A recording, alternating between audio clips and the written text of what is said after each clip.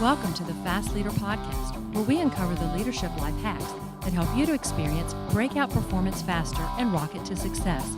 And now, here's your host, customer and employee engagement expert and certified emotional intelligence practitioner, Jim Rimbach.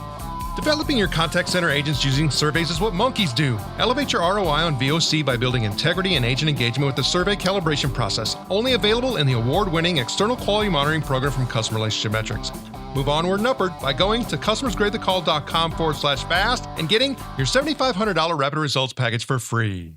Okay, Fast Leader Legion, I am excited today because we're going to get the opportunity to have a show with one of the most dynamic keynote speakers that I have had the opportunity to see in the past couple of years. Chip Bell grew up on a cattle farm in South Georgia. His father was a full-time banker and a full-time farmer, and his mother was a teacher. Being the oldest in the family of 3 children, Chip was strongly encouraged to take the lead, set the example, do more than his share, and always do the right thing. This expectation gave him a strong drive to achieve, serve others, and pursue excellence in a fashion that reflected ethics and a keen sense of fair play. Chip has had a wealth of life experiences, from being tested in the heat of intense military combat as an infantry unit commander in Vietnam with the elite 82nd Airborne, to being a small guerrilla tactics instructor at the Army Infantry School and opening up for the Backstreet Boys. Chip's most treasured avocation and vocation is professional writing, an outlet that has yielded 21 books, which he claims is more than he's ever read. His other passion is keynote speaking, a role that enables him to positively influence hundreds of leaders at the same time.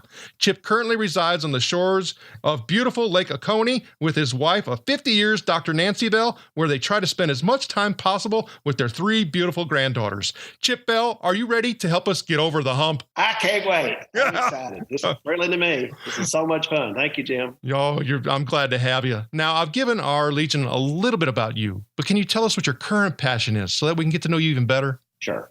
I think my current passion, more than anything else, is helping organizations with innovative service, the kind of service that is what I call value unique, not just value added. I think you think about value added as being taking what the customer expects and adding more.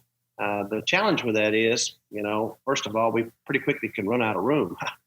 There's obviously a limit to our generosity, but there's, I think, no limit to ingenuity. And value unique is finding that unique, simple, unexpected surprise you can provide customers that not only delivers the kind of good experience they want, but one that is so unique that they are eager to tell other people, to be advocates for your organization. Chip, there's so much competition in what we're talking about. And I often find that we try to get those, if we're in an organization or leading, in a way that is, really just, it's coercive. We create incentives, we, create performance management systems, and we try to drive to a certain, level of engagement in a manner by which is very mechanical and doesn't have a whole lot of, inspiration and uniqueness and innovation associated with it. So when you start talking about that and helping others do some of those things that you're talking about, what are some of the barriers that you see preventing organizations from being able to execute?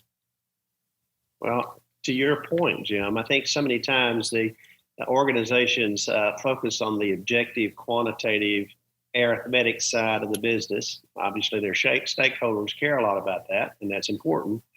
But what we're talking about is human beings, human relationships, and cultures. And cultures are not rational, they're emotional. They're not always linear and logical. Sometimes they're illogical. That's the nature of human beings. And I think the degree to which we balance that sense of the quantitative side with the qualitative side, the more we balance the sense of the arithmetic side with the anthropology side, if you will, of an organization, more likely to create a spirit, not just a bottom line substance. And so I think that's one thing that organizations often miss is if we were leading an organization of computers, we wouldn't have to worry so much about this. But we worry about morale, we worry about relationships, and we worry about the sides of the business that are by definition human. And I think that operates with a completely different logic than the logic of machines, or the logic of numbers, the logic of computers. Yeah, and and thinking about, where you've been and your life experiences and where you are today, I mean, I start thinking about so many things associated with the human condition and experiences. I mean, there's a very different way of leading that is necessary when you're under fire, in the jungle, versus being, in an organization, trying to actually get people to, move towards a common goal. And with all of those, we have to find different ways that we become inspired, help keep us grounded so that we do move in the right direction. And a lot of the things that we do on the show are associated around that, as well as we use quotes as a tool, right? So is there a quote or two that kind of stands out for you to kind of helps point you in that right direction that you can share with us?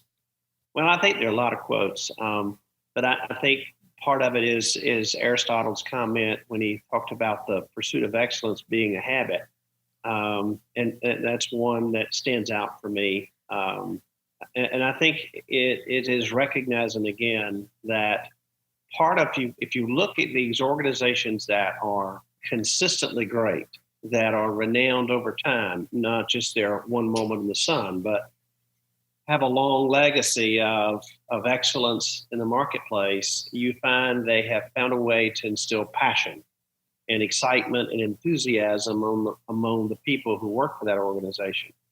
And I think tying it back to the military example that you used, part of the difference between leading a Ranger unit, for example, that I had a wonderful opportunity to lead, and just what you might say the everyday, ordinary drafted soldier, was people who were in Ranger units felt a sense of mission, a sense of purpose. They saw it as almost a calling, and they were there not only for a purpose that mattered to them, that was important to them, take away the political side and whether the particular war was favorable or not.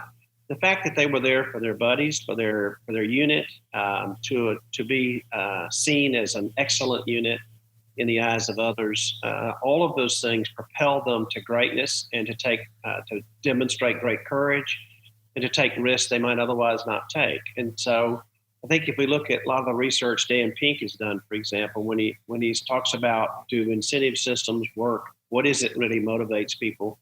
It comes back to a sense of purpose, a sense of that sense of grounding and calling that's important to them. A sense of growth. Is this something that's going to be an opportunity for me to learn and increase my competence and knowledge? And I think those are two critical aspects in any culture.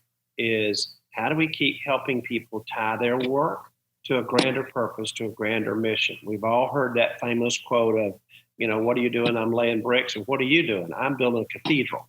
And in the motivation of the worker who sees their role as cathedral building, not just bricklaying, creates a different commitment, zeal, and passion for what they do. Thanks for sharing that. As you were talking, there's something that kind of stood out to me that, has been my toolbox to some degree, as well as in my dialogue, as well as in my framing, is the word called mindset. And, a lot of people may push back and say, well, it's just semantics. Really? They're like you were saying, do I use the words I'm laying bricks, or do I use the words that I'm building a cathedral? Because they're going to plant very different things in somebody's mind. And so semantics, I mean, that's trivializing it. It could be something massive that causes somebody to have a totally different feeling and engagement that comes from inside, not that you're trying to coerce. Exactly. Well, I think we all probably grew up reading Viktor Frankl and some of the great work. And one of his great books was Man's Search for Meaning.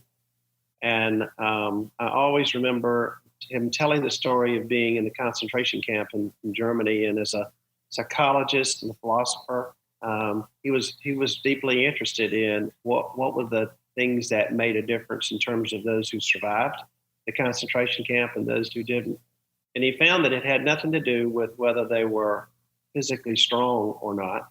It had nothing to do with whether or not they were scrappy and clever and getting what they needed. It all had to do with whether or not they had purpose and whether they were saw life and saw themselves and being in control of their environment. Eleanor Roosevelt always said, "No one makes you inferior without your permission." And so, I think in many ways, helping people find that important connection of that meaning in what you do and value in what you do, and can make all the difference in terms of again their commitment, but it's also that sense of joy in what I do. What I do every day matters, and part of the role of leaders is help people see what matters about what they do, why they're important, and how they're valued in the quest for excellence in whatever they do. Too many leaders think they're there to just get the work done. You started with talking about systems, performance systems. Well, I think it's also encouragement and affirmation and coaching and those things that may not be as easily quantifiable. William James, a great psychologist, said the deepest craving of human nature is the need to be valued. And so how we as leaders help people feel valued, and that, again, that connection and the purpose is one of the path to my life matters. What I do matters. I matter. Well, I sure value you, Chip, for the things that you do and being on the show. And I know, again, just thinking about where you are today and what you've been through and the life experiences that you've had and the way that you grew up on the farm and the whole work ethic and all of that, the kind of the value system, all of those things, those don't come easy. We have to get over a lot of humps in order to be able to either live by those or sometimes not, and then get back on that horse, so to speak, or that camel. We have humps that we have to get over, and they make us and define us, and they help us set us in, sometimes the wrong direction. But there are things that all of us have learned from and can learn from. And so, do you have a time where you can remember you had to get over the hump, and it was really a defining moment for you? Can you share that with us? I do. And also, I don't want to get particularly graphic, but because one of the defining moments in my life that I was blessed to have, although it scared the hell out of me because I thought this is end. When I was in the military, my unit, I'll make this very quickly, but my unit was in an ambush site, and as an officer, I usually went with the unit most likely to make contact or the one I considered to be the weakest. Ambush might be 7 or 8 people, and you're in a location and you're there to engage the enemy in the night. And so you're sort of in a position of stealth. The enemy might know that you are in that area, but not precisely where you are.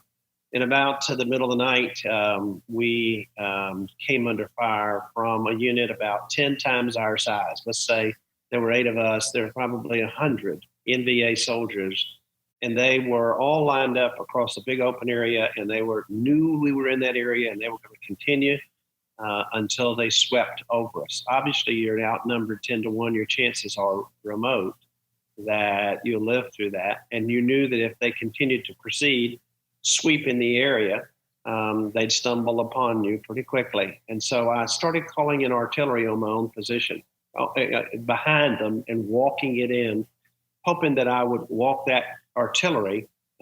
These are great big 105 howitzers that are firing this 2 or 3 miles away, and that hopefully they would catch up with them before they discovered us. Obviously, you never return fire because it gives away your position, but I started walking our artillery, and I reached a point in that process where it's getting closer and closer, where we're beginning to catch some of the shrapnel from the artillery. Now it's getting close, and there's a call that you make where you ask drop 25, and that means drop that thing 25 meters closer to where you know we're supposed to be.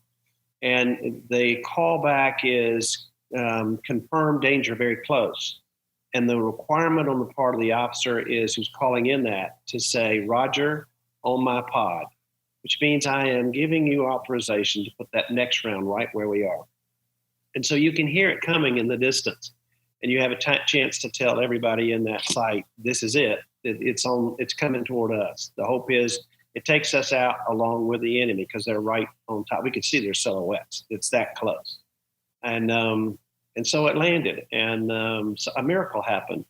It took the enemy out, but no one in my unit got a scratch. Now, I had some strange things that happened.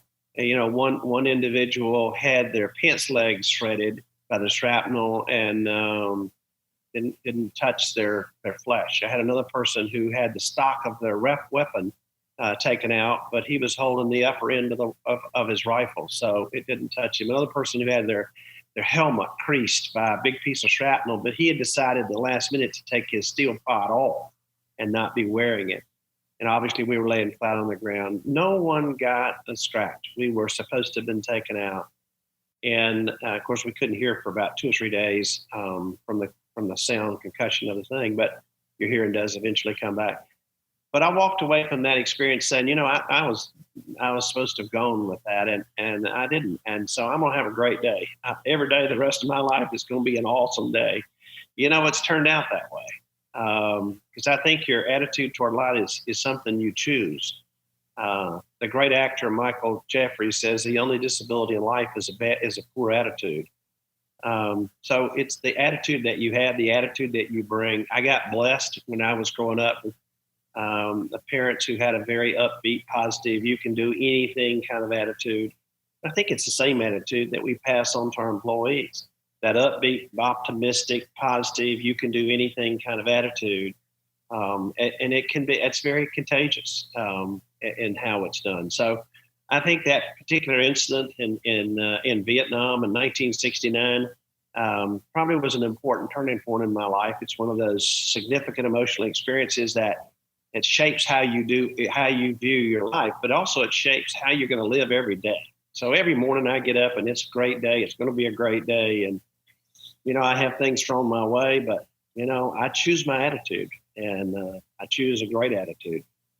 So I think that's one big moment in my life. Well, and that's huge for anybody. And thanks so much for sharing it. And the way that I wish we had more, time to go into all the details, because I'm sure that in itself, oh man, I can't even imagine. Many of us can't imagine being able to go through that and knowing that you actually made your own call to have friendly fire. I just, yep. Amazing. When you're responsible, that's what you do.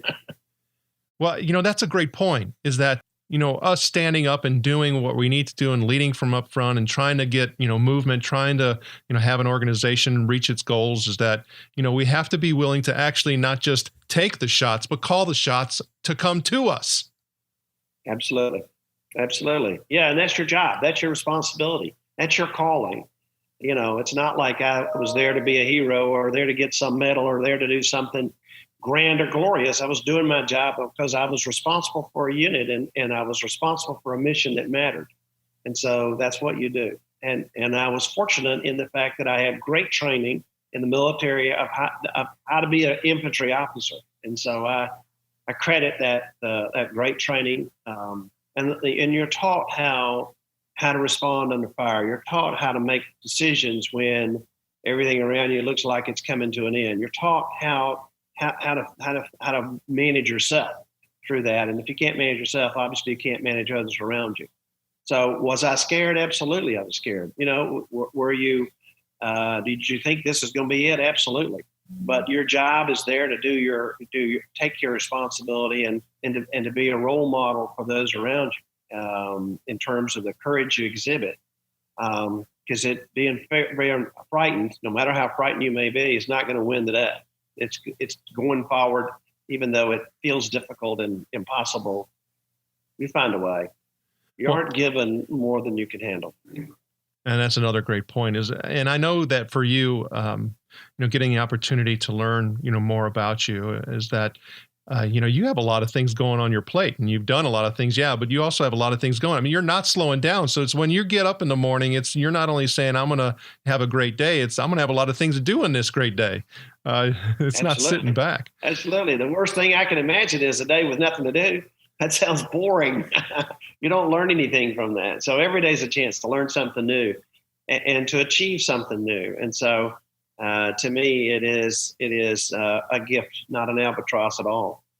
So I know that you have, a lot of things on your plate. And so when you start thinking about goals, what are some of the goals you have?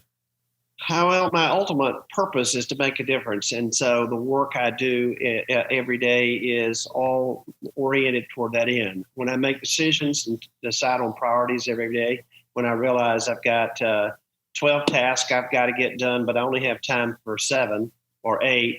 How I make decisions about the priority of where am I going to put the biggest attention and try to be smart about time management is which is going to make the biggest impact on the lives of the people that I influence. It is the number one criteria. It's not about me; it's about the contribution.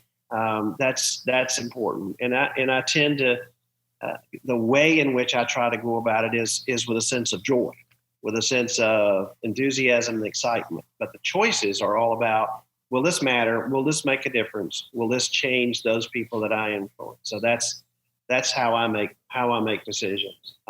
Sometimes I'm wrong. Sometimes I make the wrong decision.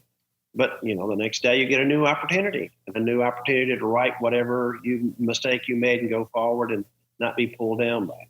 And the Fast Leader Legion wishes you the very best. Now, before we move on, let's get a quick word from our sponsor. How do you get higher contact center agent performance? It's when customers grade the call and their ratings and comments are used to motivate and coach agents. Uncover hidden secrets and replicate your best agents with the real-time insights from the award-winning external quality monitoring program from Customer Relationship Metrics. Move onward and upward by going to customersgradethecall.com/fast and getting a $7,500 rapid results package for free.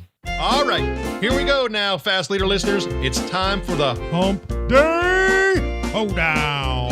Okay, Chip, the Hump Day Hoedown is the part of our show where you give us good insights fast. So I'm going to ask you several questions, and your job is to give us robust yet rapid responses that are going to help us move onward and upward faster. Chip Bell, are you ready to hoe down? Absolutely. All right. So what do you think is holding you back from being an even better leader today? Not enough time in the day. What is the best leadership advice you have ever received? Be authentic. What is one of your secrets that you believe contributes to your success? Jack Daniel's whiskey. What do you feel is one of your best tools that helps you lead in business or life? I think I'm a creative person, and that helps me a lot. What would be one book that you'd recommend to our listeners? And it could be from any genre. I think the Bible. Okay, Fast Leader Legion, you can find links to that and other bonus information from today's show by going to fastleader.net/Chip Bell. And the Bible we're going to give you a link to is going to be from one of Chip's favorite versions. So we're going to get that information from him. Okay, Chip, this is my last Hump Day Hoedown question. Imagine you were given the opportunity to go back to the age of 25, and you have been given the opportunity to take the knowledge and skills that you have now back with you, but you can't take everything. You can only choose one. So what piece of skill or knowledge would you take back with you, and why? I think my ability to mentor, and I would have used it more readily with people who were younger, newer, less experienced. And I think we all should take that as something going forward that we should do. There's always someone who could use some mentoring, and we need to make ourselves available for doing just that. That's it. It's all about giving back. It's all about making the difference in another human being's life. That's why we're here. Chip, it was an honor to spend time with you today. Can you please share with the Fast Leader Legion how they can connect with you?